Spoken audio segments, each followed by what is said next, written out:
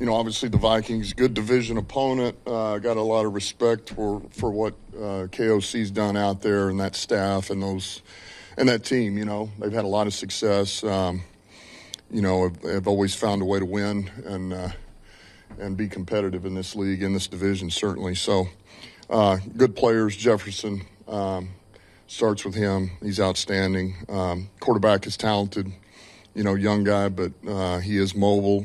He's got a big arm, and he is accurate. So we got a big test there with those guys. Obviously Addison, Hawk. They've got weapons. And then defensively, just what Flores has done, it's always disrupted defense. They force you into errors. They capitalize like they did Cincinnati this year, force 5 takeaways, 2 of them touchdowns. That's what they can do to you. They'll get on you.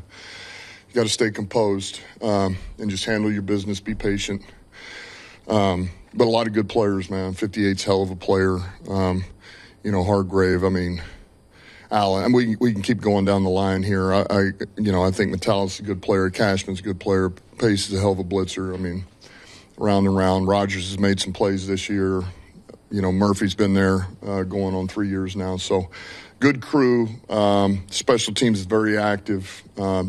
Physical, they fly around. So this will be a big test for us at our place, but once again, we're looking forward to this. Dan, coming out of the bye, what you guys have done, I think, you kind of validated what people thought you would be, getting that to that elite level again.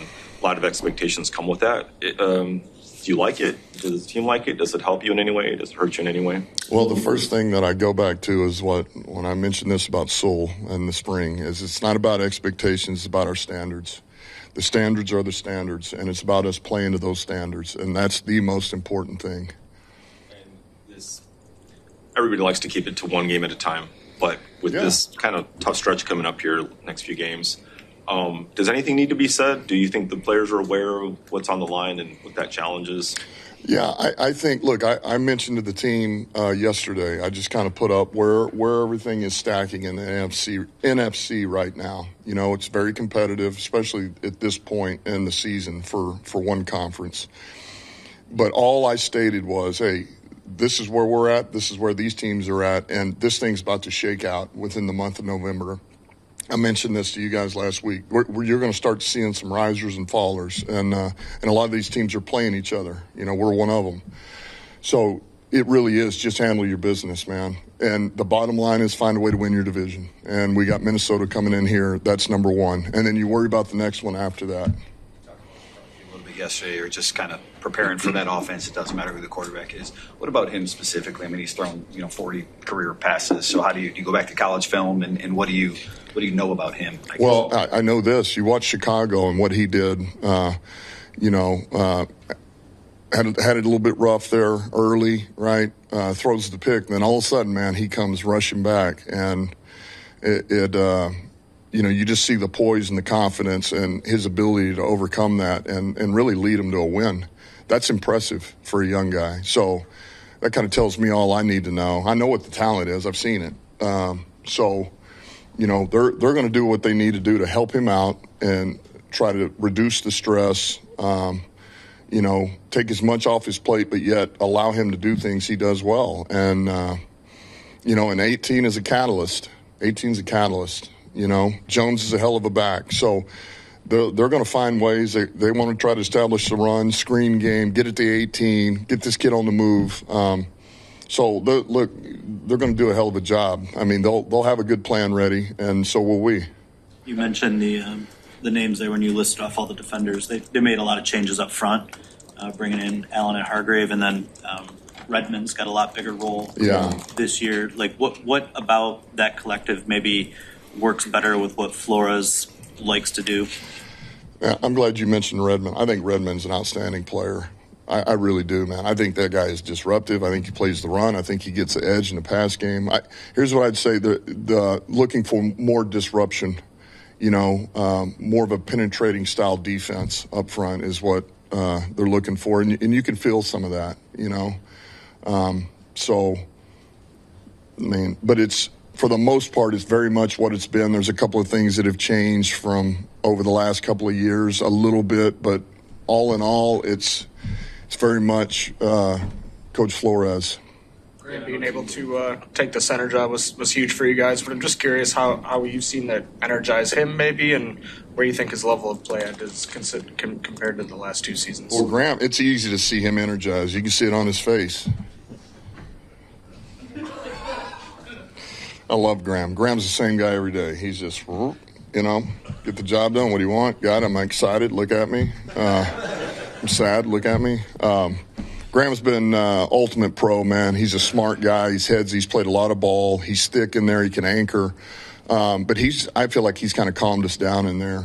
I think he's really helped those 2 young guys. And so has Decker and Sewell. They've helped Mahogany and Ratledge. But I go back to this. I mentioned this to those young guys too. Speaking of the guards, they're not young anymore. I told them that's done. We're at the halfway point here. They're veterans now, and they're expected to play good ball and even better every week, and they are improving. So Graham's been great. That was a good move, getting him in there, and he's helped stabilize us in there in the middle.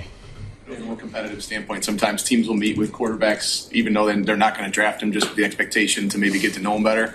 Did you meet with JJ in the draft process at all? I did not. I knew we didn't have a shot at that one. So we weren't in the market, and he was going to go quickly.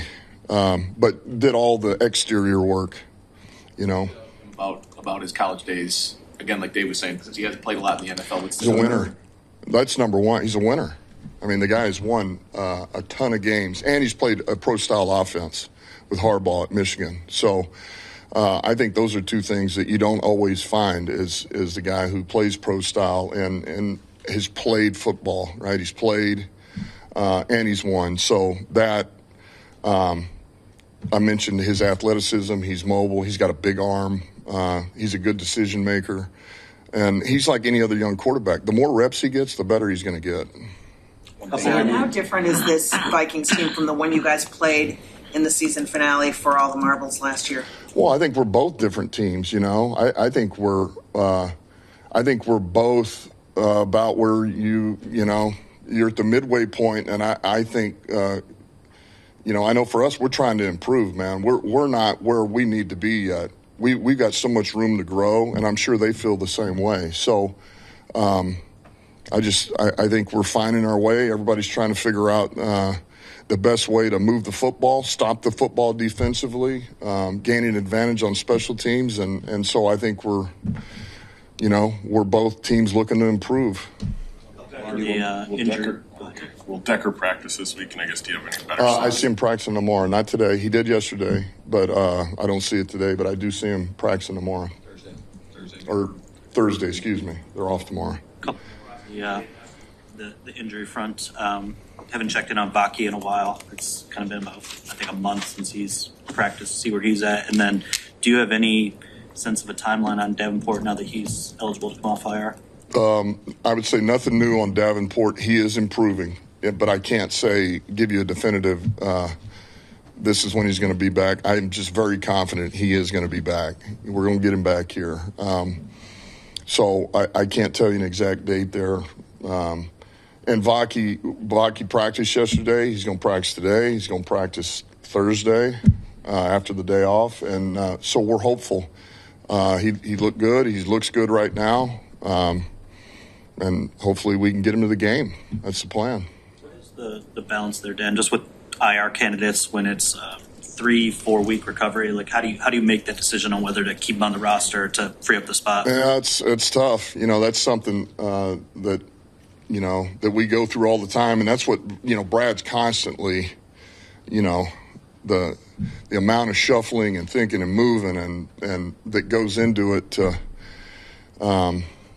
to try to help yourself and balance your roster as much as possible by where you're at, but also where you could be in a week, 2 weeks, 3 weeks. So there's nothing easy about it. I think Brad's done a hell of a job. We talk about it all the time. But I think if you're not in an immediate pinch and you feel like this is a 4 or 5 week deal, maybe we hold on to them, and we don't IR them if we can. Now, you only get 8 of them, that you can put there and bring back. So that's the other thing. But, and then just as far as the players, as much as we can, we say this is where we feel very confident they're ready to go.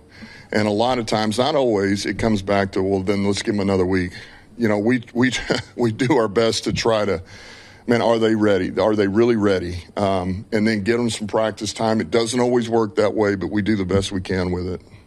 On the Vikings, one thing they do pretty well is one thing you were talking about yesterday, third downs, that you guys need to be better at. What do they do so well on third downs to sort of limit the pressure and multiple coverages? They switch it up. That's when you're going to get some man. That's when they play some man. But then they're fire zones, they're inverts, so it's very much you hit your back foot. Now you're figuring out what they're doing. If you're the quarterback, that doesn't make it easy.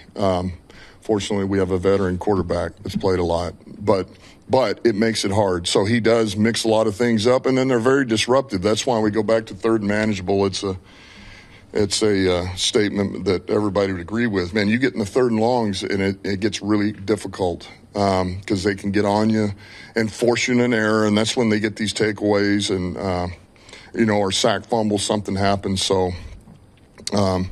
We got to be really good on first down, so that it helps us on third down. Thanks, okay.